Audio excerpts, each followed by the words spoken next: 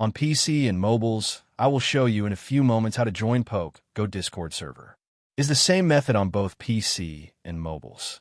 For this, we will open a browser on your PC or mobile. Can be whichever. In my case, I will use Microsoft Edge.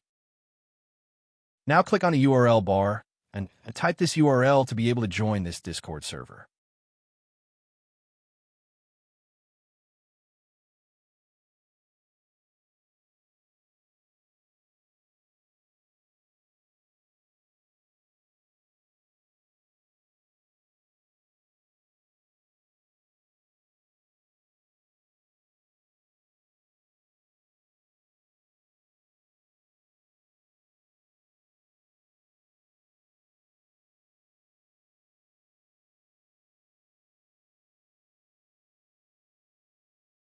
Doing this will automatically start your Discord application if you have it installed.